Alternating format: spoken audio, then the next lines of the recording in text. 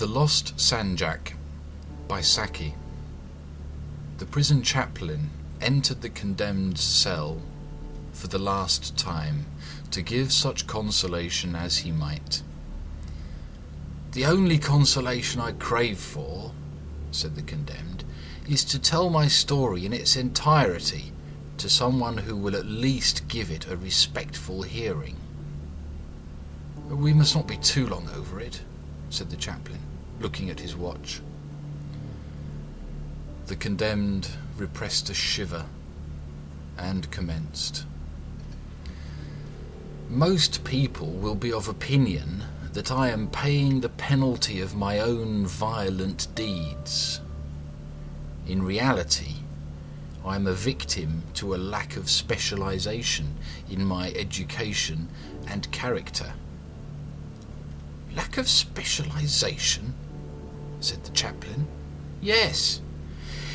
If I'd been known as one of the few men in England familiar with the fauna of the Outer Hebrides, or able to repeat stanzas of Camone's poetry in the original, I should have had no difficulty in proving my identity in the crisis when my identity became a matter of life and death for me. But my education was merely a moderately good one, and my temperament was of the general order that avoids specialization. I know a little in a general way about gardening and history and old masters, but I could never tell you offhand whether Stella van der Loopen was a chrysanthemum or a heroine of the American War of Independence or something by Romney in the Louvre." The chaplain shifted uneasily in his seat. Now that the alternatives had been suggested, they all seemed dreadfully possible.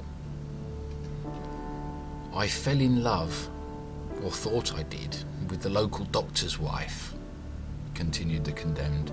"Why I should have done so I cannot say, for I do not remember that she possessed any particular attractions of mind or body. On looking back at past events, it seems to me that she must have been distinctly ordinary, but I suppose the doctor had fallen in love with her once, and what a man had done, man can do. She appeared to be pleased with the attentions which I paid her, and to that extent I suppose I might say she encouraged me, but I think she was honestly unaware that I meant anything more than a little neighbourly interest. When one is face to face with death, one wishes to be just." The chaplain murmured approval. "At any rate, she was genuinely horrified when I took advantage of the doctor's absence one evening to declare what I believed to be my passion. She begged me to pass out of her life, and I could scarcely do otherwise than agree, though I hadn't the dimmest idea of how it was to be done. In novels and plays I knew it was a regular occurrence, and if you mistook a lady's sentiments or intentions, you went off to India and did things on the frontier as a matter of course. As I stumbled along the doctor's carriage drive, I had no very clear idea as to what my line of action was to be, but I had a vague feeling that I must look at the Times Atlas before going to bed. Then, on the dark and lonely highway, I came suddenly on a dead body." The chaplain's interest in the story visibly quickened. Judging by the clothes it wore, the corpse was that of a Salvation Army captain. Some shocking accident seemed to have struck him down, and the head was crushed and battered out of all human semblance. Probably, I thought, a motor car fatality. And then, with a sudden overmastering insistence, came another thought, that here was a remarkable opportunity for losing my identity and passing out of the life of the doctor's wife forever. No tiresome and risky voyage to distant lands, but a mere exchange of clothes and identity with the unknown victim of an unwitnessed accident. With considerable difficulty, I undressed the corpse and clothed it anew in my own garments. Anyone who's valeted a dead Salvation Army captain in an uncertain light will appreciate the difficulty. With the idea, presumably, of inducing the doctor's wife to leave her husband's roof tree for some habitation which would be run at my expense, I'd crammed my pockets with a store of banknotes, which represented a good deal of my immediate worldly wealth. When, therefore, I stole away into the world in the guise of a nameless salvationist, I was not without resources which would easily support so humble a role for a considerable period. I tramped to a neighbouring market town, and, late as the hour was, the production of a few shillings procured me supper and a night's lodging in a cheap coffee house. The next day I started forth on an aimless course of wandering from one small town to another. I was already somewhat disgusted with the upshot of my sudden freak. In a few hours' time I was considerably more so. In the contents bill of a local news sheet I read the announcement of my own murder at the hands of some person unknown. On buying a copy of the paper for a detailed account of the tragedy, which at first had aroused in me a certain grim amusement, I found that the deed ascribed to a wandering Salvationist of doubtful antecedents, who'd been seen lurking in the roadway near the scene of the crime. I was no longer amused. The matter promised to be embarrassing. What I had mistaken for a motor accident was evidently a case of savage assault and murder, and until the real culprit was found, I should have much difficulty in explaining my intrusion into the affair. Of course I could establish my own identity, but how, without disagreeably involving the doctor's wife, could I give any adequate reason for changing clothes with the murdered man? While my brain worked feverishly at this problem, I subconsciously obeyed a secondary instinct to get as far away as possible from the scene of the crime and to get rid at all costs of my incriminating uniform. There I found a difficulty. I tried 2 or 3 obscure clothes shops, but my entrance invariably aroused an attitude of hostile suspicion in the proprietors, and on one excuse or another they avoided serving me with the now ardently desired change of clothing. The uniform that I had so thoughtlessly donned seemed as difficult to get out of as the fatal shirt of, I forget the creature's name. Yes, said the chaplain hurriedly, get on with your story.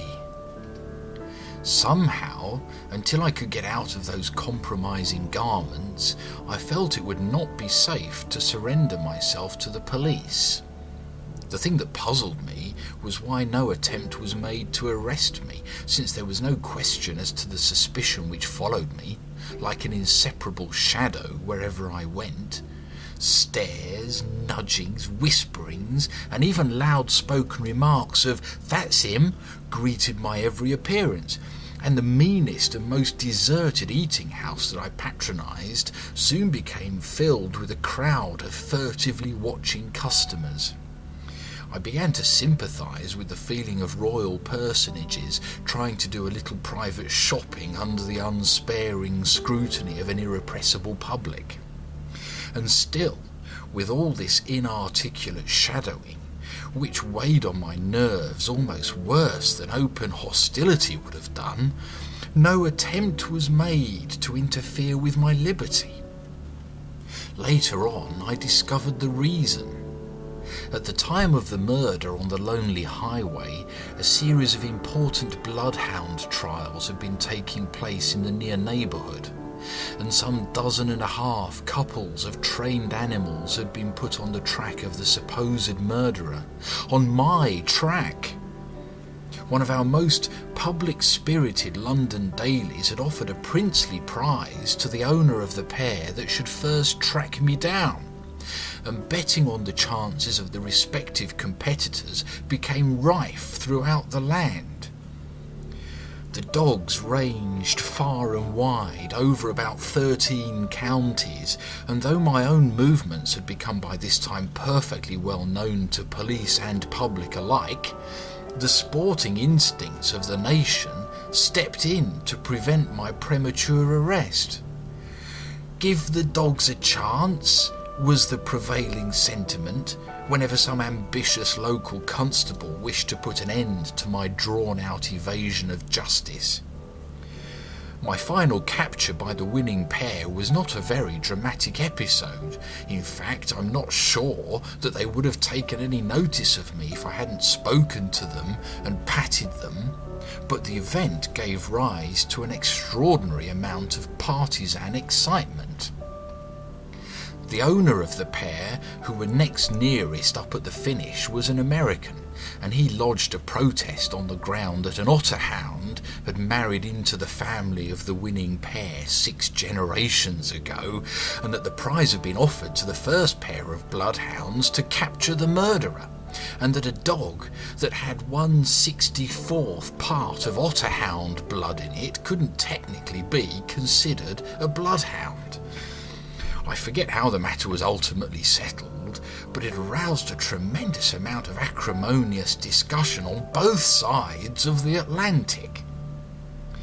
My own contribution to the controversy consisted in pointing out that the whole dispute was beside the mark, as the actual murderer had not yet been captured. But I soon discovered that on this point there was not the least divergence of public or expert opinion. I'd looked forward, apprehensively, to the proving of my identity and the establishment of my motives as a disagreeable necessity. I speedily found out that the most disagreeable part of the business was that it couldn't be done.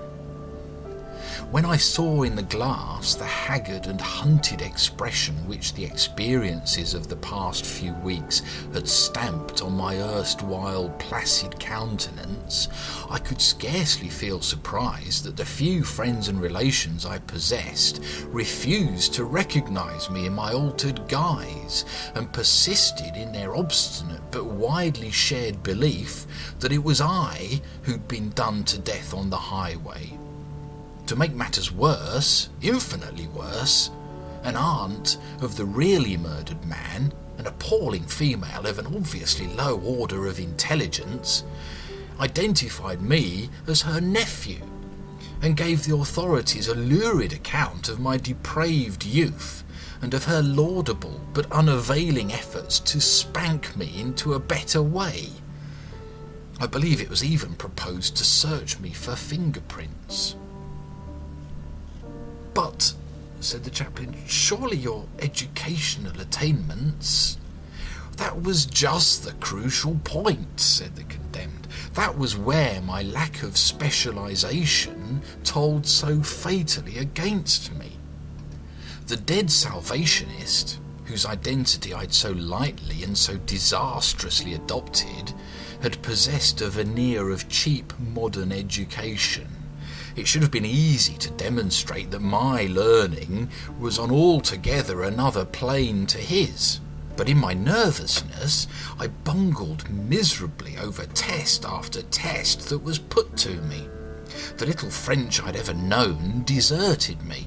I couldn't render a simple phrase about the gooseberry of the gardener into that language because I'd forgotten the French for gooseberry."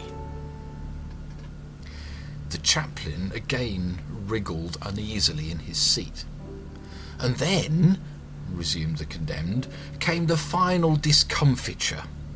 In our village we had a modest little debating club, and I remembered having promised, chiefly I suppose to please and impress the doctor's wife, to give a sketchy kind of lecture on the Balkan crisis. I'd relied on being able to get up my facts from 1 or 2 standard works and the back numbers of certain periodicals. The prosecution had made a careful note of the circumstance that the man whom I claimed to be, and actually was, had posed locally as some sort of second-hand authority on Balkan affairs, and in the midst of a string of questions on indifferent topics, the examining counsel asked me, with a diabolical suddenness, if I could tell the court the whereabouts of Novi Bazar. I felt the question to be a crucial one. Something told me that the answer was St. Petersburg or Baker Street. I hesitated, looked helplessly around at the sea of tensely expectant faces, pulled myself together, and chose Baker Street.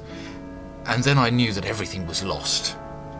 The prosecution had no difficulty in demonstrating that an individual, even moderately versed in the affairs of the Near East, could never have so unceremoniously dislocated Novi Bazar from its accustomed corner of the map. It was an answer which the Salvation Army captain might conceivably have made, and I made it. The circumstantial evidence connecting the Salvationist with the crime was overwhelmingly convincing, and I had inextricably identified myself with the Salvationist.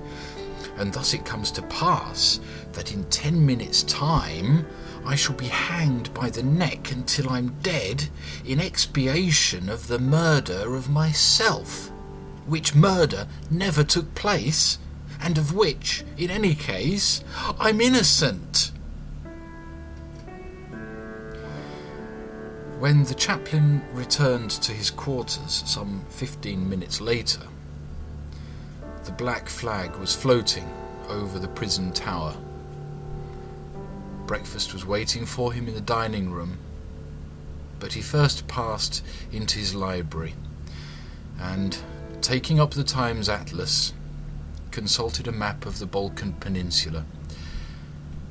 A thing like that, he observed, closing the volume with a snap, might happen to anyone. The end of The Lost Sanjak